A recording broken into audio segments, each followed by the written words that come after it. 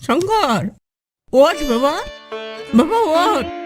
শঙ্কর ওঠ বাবা, ওঠ। দেখ তোর মা তোর পাশেই আছে বাবা, ওঠ। শঙ্কর ওঠ বাবা, ও শঙ্কর ওঠ বাবা, শঙ্কর ওঠ বাবা, ওঠ। শঙ্কর ওঠ বাবা, ওঠ। মা, আমি বেঁচে আছি মা। আমাকেও আটকে রেখেছে। আমাকে যেতে দিও না মা। মা,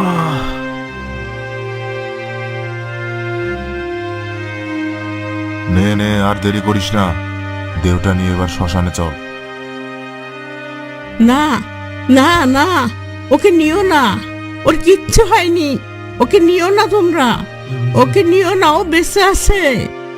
ওকে নিও না, ওকে নিও না তোমরা, ওকে নিও না, ও বেঁচে আছে। ওকে নিও না, নিও না তোমরা, ওকে নিও না, নিও না তোমরা ওকে। শঙ্কর,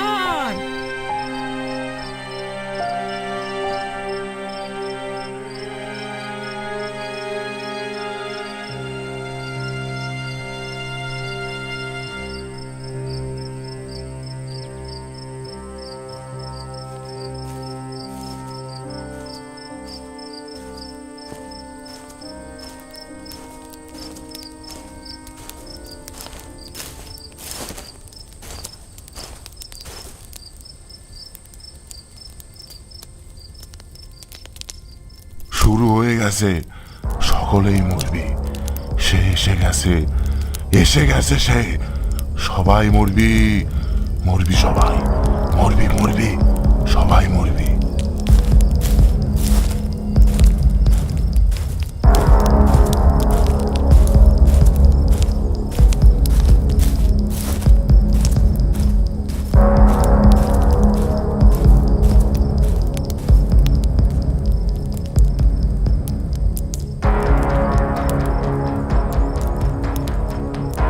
দাঁড়িয়ে দেখছিস কি? দেহটা পুড়িয়ে আয় যা। আর শোন, আমি বাড়ি যাচ্ছি, অনেক কাজ পড়ে আছে। অমল, কাজগুলো যেন ঠিকঠাক হয়ে যায়। আগে বাবু, চিন্তা করবেন না, সব ঠিকঠাক হয়ে যাবে।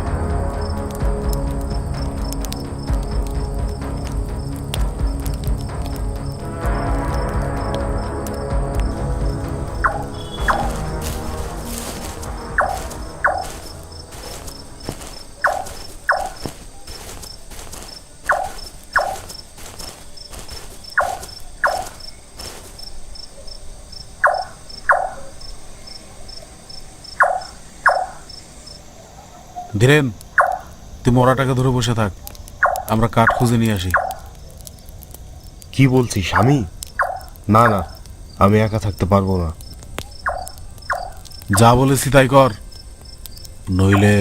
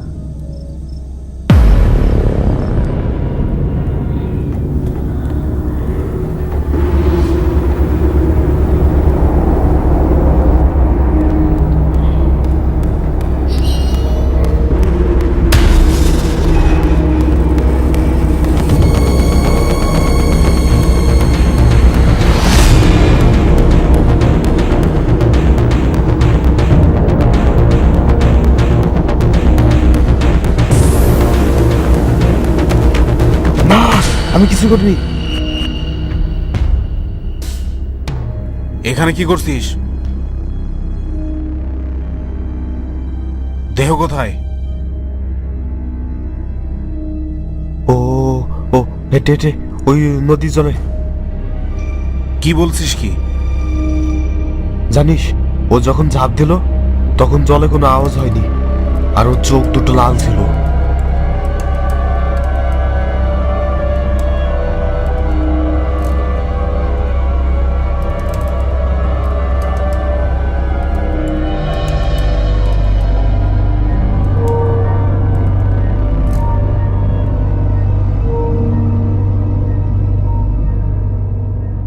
দাদা, ওখানে তো কেউ নেই। হ্যাঁ দাদা, কাউকে তো খুঁজে পেলাম না। এখানে বেশিক্ষণ থাকা ঠিক হবে না। এই, তোরা এই কাঠগুলোকে এখানেই জ্বালিয়ে দে। খবরদার, কর্তাকে কেউ কিছু বলবি না, নইলে আমরা সবাই শেষ।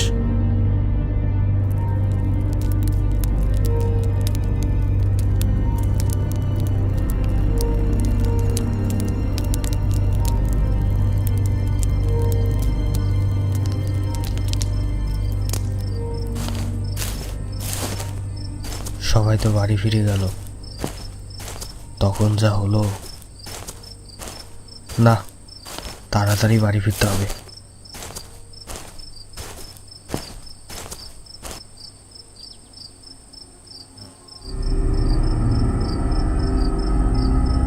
ওখানে কে পড়ে আছে?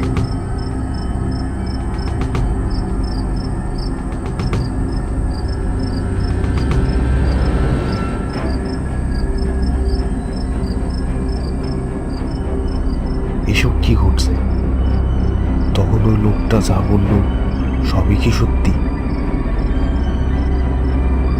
কাল কাল সকালেই মোড়লকে সব বলতে হবে, সে যা হয় হবে।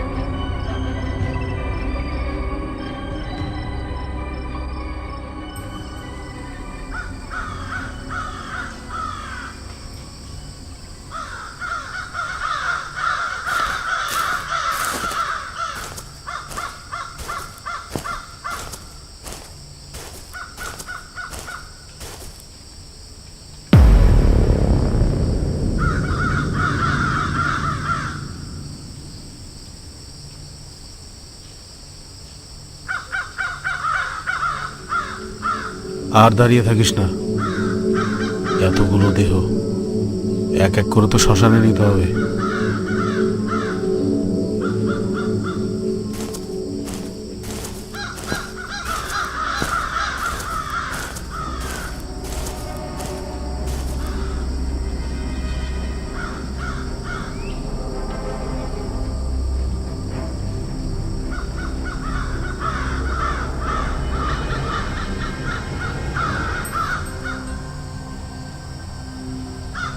বাবা, বাবা, বাবা, বাবা,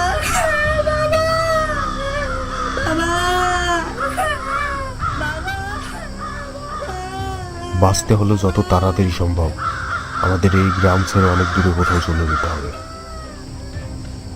তোদের মনে আছে কাল শঙ্করের দেহ নিয়ে যাওয়ার সময় ওই পাগল কি বলেছিল? শুরু হয়ে গেছে, সকলেই মরবি, সে এসে গেছে, এসে গেছে সে, সবাই মরবি, মরবি সবাই, মরবি মরবি, সবাই মরবি। তারপর দেখ, কাল রাতেই শঙ্করের মা, আজ সকাল হতে না হতেই মোড়লের পরিবারের সকলেই শেষ। আবার ওদিকে আর একজন। বাঁচতে হলে এক্ষুনি আমাদের এই গ্রাম ছাড়তে হবে। হ্যাঁ, বাঁচতে হলে এক্ষুনি আমাদের এই গ্রাম ছাড়তে হবে। চলো দাদা।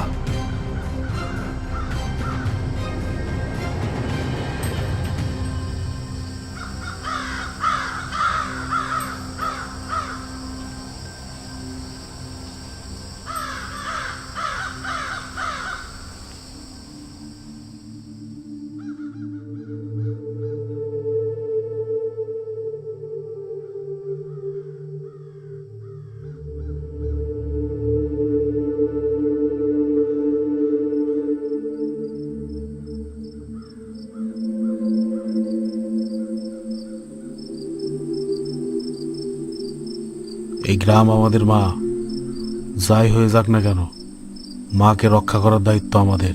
না, এই গ্রাম আমি ছাড়তে পারবো না। তুই ফিরে এসেছিস তাহলে? সেদিনের ওই লোকটাকে খুঁজে বের করতেই হবে। আমার মনে হয় ও সব জানে। সেদিন জঙ্গলের রাস্তাতেই ওকে দেখেছিলাম, ও জঙ্গলের দিকেই যাচ্ছিল। ওখানেই আগে খুঁজতে হবে।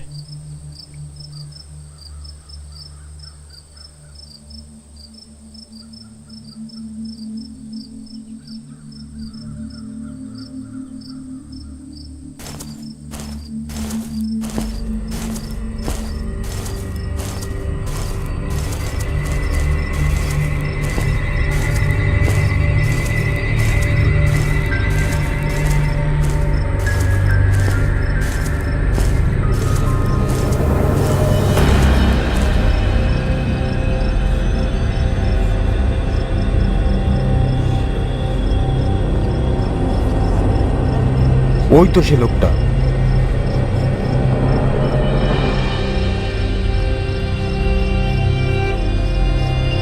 এতগুলো কাছের শিশি দিয়েও কি করছে? আর ভেতরে অমন আলো কিসের?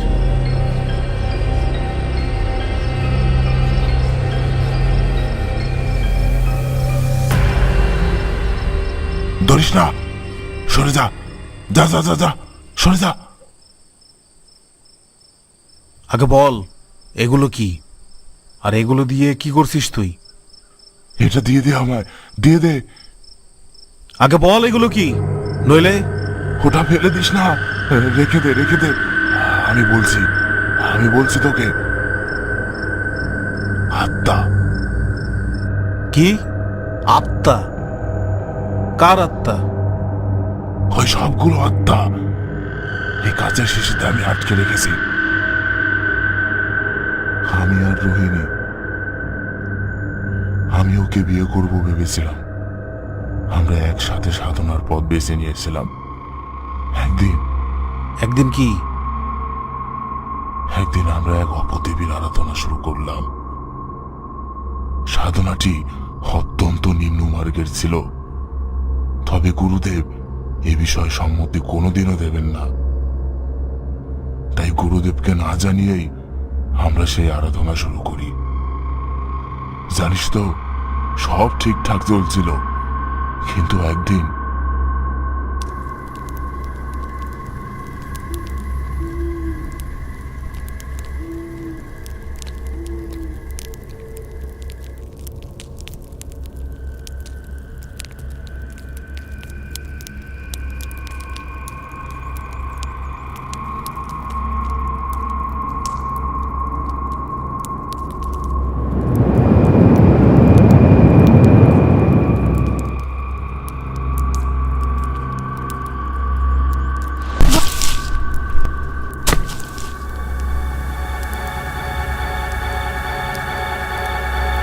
মা, ওকে ফিরিয়ে দে মা, এবারের মতো ক্ষমা করে দে মা, এবারের মতো ক্ষমা করে দে। ওকে ফিরিয়ে দে আমার কাছে মা, ওকে ফিরিয়ে দে। সাধনার নিয়ম বলে গিয়েছিস, তোর ভালোবাসার সবাইকে আমি একে একে কেড়ে তুই নেব। যা বলবি তাই করবো মা, ওকে ফিরিয়ে দে আমার কাছে, ওকে ফিরিয়ে দে। ভেবে দেখ, তাহলে কিন্তু আমার কৃপা থেকে বঞ্চিত হবি। আমাকে আমাকে শেষ একটা সুযোগ দিবি মা, শেষ একটা সুযোগ। 21টা আত্মা লাগবে। পারবো, আমি পারবো মা, আমি পারবো।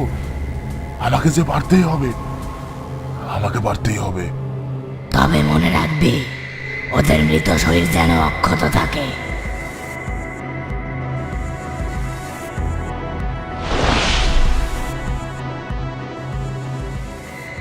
আমি সেদিন তোদের বলতে গিয়েছিলাম ওই শরীর যেন তোরা সৎকার না করিস, কিন্তু তোরা আমার কথা বিশ্বাস করবি না বলে আমি কিচ্ছু বলতে পারিনি। তাহলে ওর শরীর কোথায়? আমি নিইনি, আমি শুধু ওর আত্মা নিয়েছিলাম। সেদিন শ্মশানের অতৃপ্ত প্রেতাত্মারা ওকে ঘিরে নিয়েছে, তাই তো ওর আত্মা অযোগ্য হয়ে গেছে। দেখ দেখ, ওটা লাল হয়ে গেছে, তুই তাকিয়ে দেখ। এই শিশিটা ফেলে দিস না, আমার সাধনা বিফলে যেতে দিস না, দিস না। রোহিণী যে খুব কষ্টে আছে, তুই ফেলে দিস না, এটা রেখে দে ওখানে।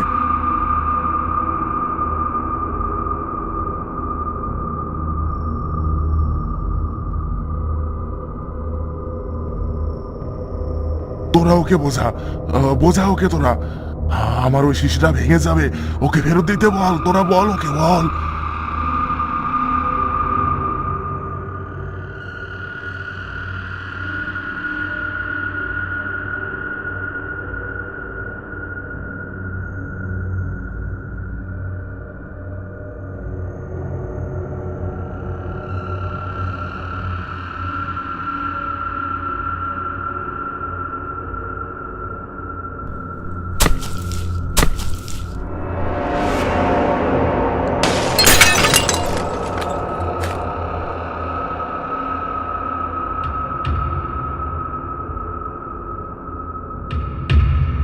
কি তুই বেঁচে আছিস কি করে?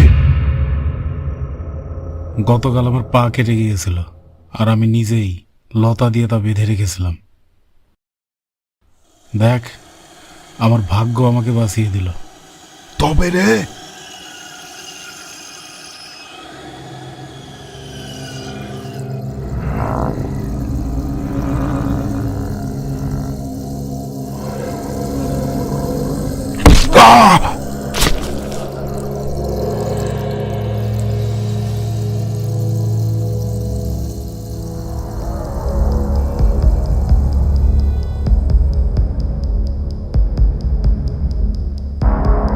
আমাকে ক্ষমা করুন বাবু, আমাকে ক্ষমা করুন। আমি ওর কথায় আপনার পরিবারের সবাইকে শেষ করেছি। গ্রামের প্রধান আবার লোক দেখিয়েছিল আমাকে, এমনকি গ্রামের সবাইকে আমি মেরেছি। আমাকে ক্ষমা করো সবাই, আমাকে ক্ষমা করো।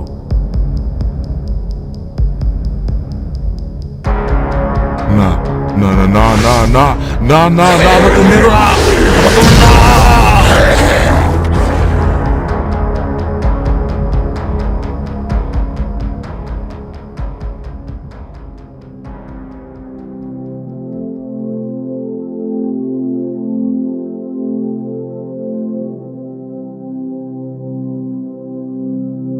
আরও ভয়ানক ও রহস্যময় গল্প পেতে আমাদের চ্যানেলটি সাবস্ক্রাইব করুন আর পাশে থাকা বেল নোটিফিকেশনটি অন করে দিন। কমেন্টে জানাতে ভুলবেন না গল্পটি আপনাদের কেমন লাগলো।